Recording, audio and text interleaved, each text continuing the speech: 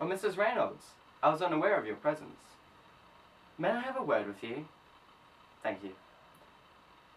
Let me begin by acknowledging your faithful service in my family, serving to my father and ministering to me since I was 4 years old. It is not the social custom for me to ask of your opinions. However, as a trustworthy maid, I wish to elevate you to a position of a counsellor for matters which I am unfamiliar with. Mrs Reynolds, I think I'm in love. I'm not sure when I first began experiencing these feelings, but I assure you they have not been rash. Indeed, I am much too intellectual for that.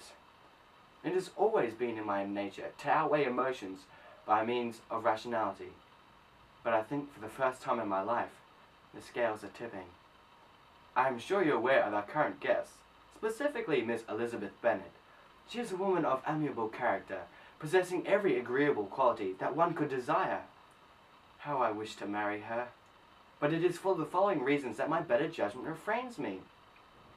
The first is our social classes, hers being so decidedly inferior to mine. I cannot think of a more unequal match. What would my father say if he was still alive? Would he approve? Or what of the community and my acquaintances? Where would my reputation stand? Even I do not believe it to be favourable. The second reason is my dear aunt. I know what she would say, namely about my marrying her daughter. All my life I have lived with the expectation to marry Miss Andy Berg. But I have not the disposition to comply with expectations. I do not need to marry her. Do I not have the right to make my own decisions? What be this? Fickle emotions? I lose my composure. And what? Over petty feelings?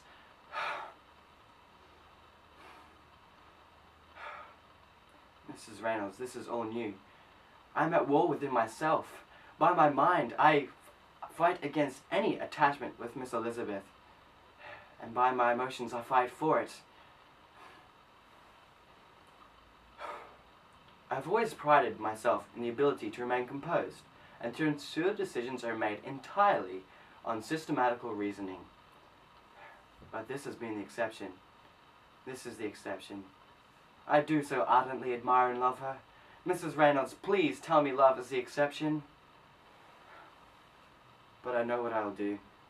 I'll marry Miss Andy Berg and live an unsatisfying, unfulfilling life.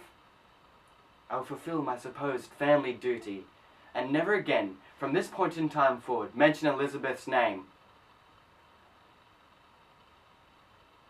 Elizabeth. No, this will not do. How dare I be bound by frivolous traditions and trivial rules? I am not a man to be trifled with. You know that. This is what I'll do. I will ask for a hand in marriage. Yes, even tomorrow I will. She will not refuse.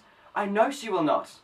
You see, I have been studying her intently, and what has come to my knowledge is that she is quite reserved in my presence. If this be any indication of love, it must be, because I do likewise. She is the only one who makes words flee from me.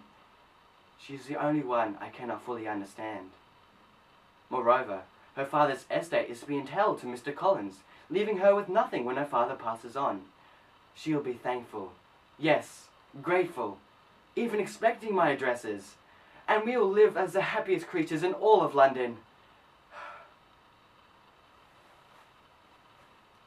The time. Indeed, I thank you, Mrs Reynolds, for listening to my catharsis, but time permits neither you nor I to speak any further. I must be away. Good day, ma'am.